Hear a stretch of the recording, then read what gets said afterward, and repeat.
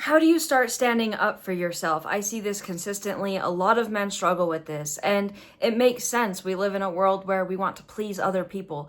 Part of being passive is your fear of disappointing people or making people mad at you, and then you don't want to be rejected. And also, sometimes people who are afraid to stand up for themselves and afraid to say no, what they don't realize is those of us who can say no, it's a practice. It's just like everything else. You got better at your job because you practice. You got better at any of your talents because you practice. Saying no can be really scary at first. And then over time you get better, and you can find ways to say it a little bit nicer. And of course, not everyone's going to react the way that you want them to. But if you really think about it, if someone hates you because you said no to something, like they wanted you to borrow them money or something and you said no, and they hate you for that, like, is that really someone you want to be around long term? Because someone who genuinely cares about you will have your best interests in mind, in addition to their own. What I've noticed is a lot of men, they go into relationships. They believe, okay, if I'm patient enough, if I'm kind enough, if I give enough, if I pay enough dates, if I spoil her enough, she'll finally see me. She will finally love and appreciate and respect me. But unfortunately, that doesn't work. Any of us who have dealt with people who use others, they only care about you as long as you're useful. As soon as you're not useful anymore, they don't care. That's because they didn't see you as a person from the start. And I know that's harsh, but it's more and more common for people to lack empathy. It's actually really scary because people genuinely have no empathy for others. That's why sometimes you're out in public and you see people do the rudest things, and it's yeah, sometimes people might be genuinely overwhelmed, they're stressed, maybe they weren't paying attention. But other times it's it happens so often where you're did you even stop to consider how your actions would affect another person for 2 seconds? Some of your actions might ruin someone else's complete day because it was rotten. But again, with the lack of empathy out there, that's why you need to protect yourself. You need to stand up for yourself. You need to be able to say no. And this is not something you're going to just wake up one morning and all of a sudden you can say no and you're standing up for yourself. It's something you have to dedicate yourself to. It's something that you have to think about constantly. When people start pushing and you feel like caving, that's when you need to hold your ground the best. If you've always been the type of person to give a lot, unfortunately, the people that take a lot, they're fully aware. And so when you first start setting boundaries, they'll push. And if you fold, they're like, okay, they're still the same. I just need to push a little bit more than before. They know that. They keep track of that mentally. It's nuts. Okay, what I've noticed is with people who are passive and struggle with this is you need permission to feel a certain way. Are my feelings valid? Is probably something you think, maybe not think, you don't think directly of that, but am I okay to feel this way? Am I overreacting? Am I being dramatic? You might ask yourself that constantly. Maybe I'm being too much. Maybe I'm, overreacting to what they did. But here's the thing. The person that did that to you is not going to be oh, wow, I shouldn't have done that. Usually, people who don't take accountability I'm referring to. But you get to decide how you feel about what happened to you. They're not going to be wow, I bet so-and-so is super upset right now. No. You are allowed to be upset. It's okay to be upset. It's okay to say no. It's okay to disappoint people. When, your boss asks you to work another shift and you don't want to, and it just you don't need the money or whatever, you're going to disappoint them, and that's okay. You can say no. They'll get over it. They're not going to remember 10 years from now that you said no to that one shift they asked you to work. Most people are so engulfed in what's going on in their lives, they're not going to be sitting there, wow, maybe I shouldn't have asked that, because they might say yes. Consciously, some of us do that, but it's pretty rare. When I notice that there's someone who, I actually used to work for someone like this, he would say yes to almost everything. He wouldn't turn me down if I asked him for something. And I found out later that there was one thing that he said yes to because I asked for it, and he got in trouble for that.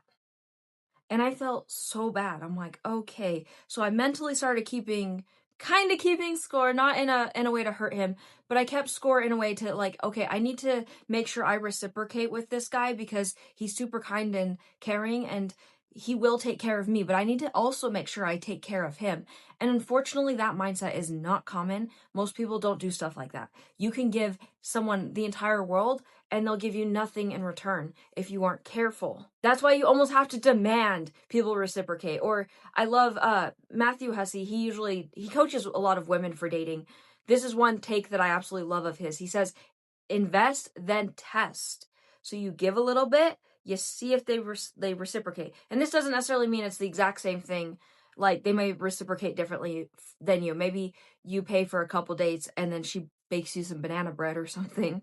Like, but she shows interest in general. But if you're constantly investing in people and you don't get anything back, and I know people like you struggle with this, okay? You don't want to take from the other person. You want to help everybody else, but you don't want to receive. And one of my favorite quotes I read in a book, I think it was by like Harv Eker or something, is he says, when you don't accept a gift from somebody or you don't take from someone else when they offer it, you are taking their ability to give. That good feeling you get from giving and doing things from people, you are depriving them of that. It's okay to take once in a while. Because I know there's some people out there that give to everybody. They're deprived, they're struggling, and then finally when it's their turn to receive, they can't receive it. And it's like, just take it. It's okay. Now, obviously, if it's it's extreme level and this other person's also a heavy giver like you are, and you know that they cannot afford it, like, you know, they're down to their last $10 and they're trying to buy you something that's $10. I mean, yeah, you probably should say no to that. But like, I'm talking in general. It's okay to receive from the people that you give to. Also, are you going to resent the person later? I've been guilty of this in the past because I used to overgive heavily. I would do all these nice things for the person, and then I would have resentment because they didn't reciprocate. Kindness is supposed to be kindness. It's not supposed to... That was my red light. Its name is Max, but it always thinks, anytime I say certain words, it thinks I'm talking to it. Hey, Max. Yeah, I don't... Anyways, you can be a kind person and say, I care about you, but I'm not gonna do that. Or, I don't have time for that right now. And this doesn't mean you need to lie and make up excuses all the time, because then you have to keep track of those lies. And I think lying in relationships is just terrible anyways. But like, I went to a friend's wedding and she invited me to something extra and I really wanted to go to it. But I knew that my husband and we were driving from out of state and we were probably going to be very tired. And I didn't want to flake out on her, but I also didn't want to be like dishonest with her because I could come up with any variety of reasons for that. And my first instinct, well, I ended up messaging her back and just flat out saying like, I don't want to flake on you. I think I'm going to be really tired from the drive and I don't think we're going to be able to do it. She understood. She got it. Like, I mean, sometimes I think we brace ourselves. We expect the other person to get mad at us. And what I find is when you're kind and you say no, people usually just don't get mad at you. Like, I think we overestimate how people are going to react to our no. Now, someone who's maybe doesn't actually care about you, who genuinely is using you, might get mad because, again, they see you as a resource, not as a person to love and respect. But someone that cares about your best interest is going to be understanding. And sometimes you don't have to give a reason, but I do feel like sometimes maybe a small reason that's not super in depth helps. Like, I'm not available for that. I'm tired, or it doesn't work with my work schedule. Little things like that can give people some context without you over explaining. Also, sometimes when you're under pressure, you're more likely to say yes to things you don't want to do. Someone asks a favor and you're like, yeah, sure. And you're like sitting there, I don't know if I can actually fulfill that. And then you feel guilty. It's okay to say, I'm not 100% sure on my schedule. Let me get back to you on that. Or I'll think about it. You can push the can down the road a little bit and then update them later. It's okay. So that's another way you can kind of indirectly say no and then craft your text message later for no. Because I know sometimes for those of us who have been passive in the past or currently, like sometimes being able to sit with your phone and think about the text you want to send instead of saying it in person to their face can be a little bit easier. And this is part of your practice, because if you do it through text first and you gradually work up to saying it in person, That can help a lot. Sometimes you need the little baby steps first before you do the bigger thing. Also, guilt versus wrongdoing. Sometimes you might say no and then you feel guilty because you said no. Just because you feel guilty doesn't mean you did something wrong. Those of us who overgive, overinvest, who are a little bit more passive, we often feel guilt and we're like, crap, I did something wrong. No, you didn't. Like, really think about it in the reverse it. If your best friend did to you what you just did to the other person, would you be upset? No? Would you be understanding? Yeah? Okay. Then you probably didn't do anything wrong. Now, if you lit their car on fire, then yeah, you did something wrong. You need to apologize and I don't know, do something more than that. But rescheduling something is not a big deal. And also you could be afraid of being judged and afraid of choosing yourself. That's the big one. Is people who are passive are afraid of putting themselves first and choosing yourself because you don't want to be a selfish person. I get that. Being selfish is a horrible trait, but you can and need to put yourself first in a good chunk of your life. Everyone else is, and I think there's a difference between putting yourself first in certain situations and being selfish. I feel like being selfish is taking way more resources than you probably should. There's a sign that says take one and you take 20. That's selfish right there. Now, you feeding yourself and making sure you're good and then taking care of other people afterwards, that's not selfish. Or if you don't have the capacity to take care of others right now and you need to focus on yourself, again, not selfish. Also, consequences. So if you say no, but eventually they can push you over and get what they want out of you anyways, people note that. Unfortunately, they'll know where to push. So you need to know when to set a consequence. If you keep yelling at me, I'm gonna hang up. If you keep talking to me like that, I'm leaving. And then you do it. Do not ever make a comment like that unless you plan to follow through. You have to follow through every single time. Because anytime you don't, that tells the other person you're not serious, that they can push you, that they can keep going. And of course, you don't want to jump to like threats immediately. Like, that's not, because otherwise the other person starts to feel like they're on eggshells. But like, please don't talk to me like that. And then they do it again. You know what? If you keep talking to me like that, I'm going to leave. Or this conversation is over. Then they keep going. Okay, bye. I'm gone. That's it. And then you can choose if you're having a relationship with them still or whatnot. But yeah. Also, for someone who is passive and stuff, sometimes you think you have to be full-blown aggressive, which I can sometimes be like that, which is not good. Being assertive is not about screaming and yelling at the other person. It's simple and firm. I'm not available for that. I'm not going to do that. That doesn't work with me. That doesn't work with my schedule. I don't put up with that. I'm not okay with you doing that. Like, see how I'm speaking calmly? And this can be sometimes easier said than done. But I'm not screaming at you. Also, avoid over-explaining. This is a big one because that's how you weaken your position. Unfortunately, a lot of these things are like a power play. I hate that, but it's the reality. If you sit there and you say, I think I might be overreacting, but I need to do this, and I don't like it when you talk to me like that. I might be overthinking it though. See how that makes me kind of sound weak, where it's like, don't talk to me like that. See, you're not saying I think, you're saying don't talk to me like that. I'm not okay with that. Sometimes when you give the other person more words, it gives them more handles to grab. So when you're first learning how to do this, less might be more, and at least initially until you get the feel for it.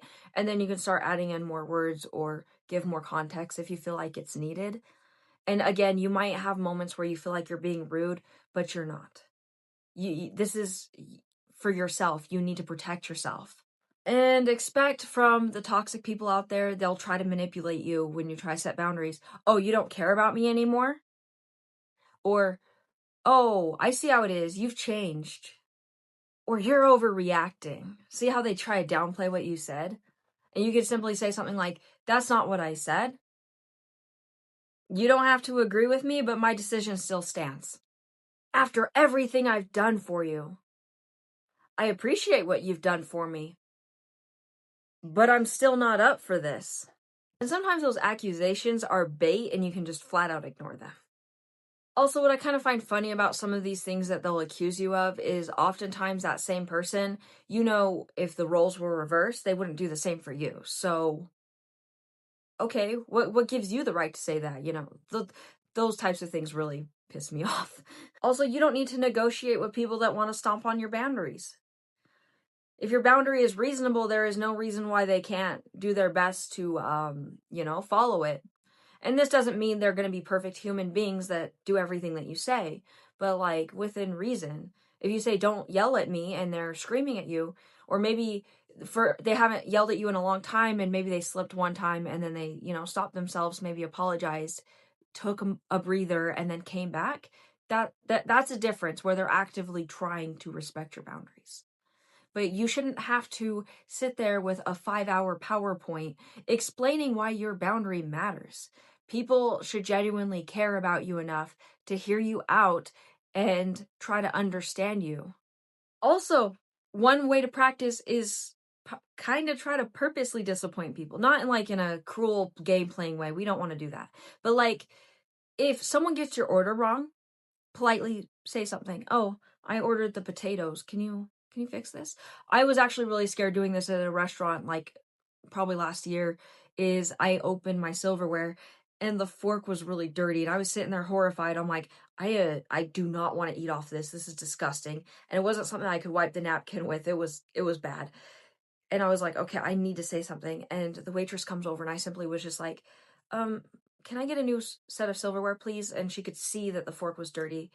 And you could tell there was a moment of fear on her face because I think waitresses and waiters, they deal with a lot of really rude people. So she was probably expecting me to get really angry. But I just calmly said, hey, could I get some new silverware? And she brought it over and it was fine. She actually still remembers me from multiple visits, and it's not a big deal. She just needed to change. I know it's not her fault. She's not the dishwasher. Even then, I mean, nobody's perfect. I wasn't super upset about it. I just really did not want to eat off that fork. Gross. But you can find little ways to disappoint people, like asking for more time, declining an invitation. Obviously, it needs to work with your schedule and your lifestyle. But if you find ways to kind of push back just a tad, this can help you practice and realize, oh, a lot of people are pretty understanding about it. Also, get comfortable with silences. Sometimes people who are manipulative, or sometimes people are caught off guard flat out. If you're not used to asserting yourself and you say something and they go quiet, let it sit. I know it's awkward. I know you're probably inside freaking out. You're like, oh my gosh, I gotta say something. I gotta do something. Just, it's okay. It's okay. Breathe. Let it be quiet. It's okay. Because what that silence also communicates is that you're confident in what you just said, that you're not going to backtrack. Because once you're backtracking or you start inserting words, they can tell that you're rattled. And you want to avoid that.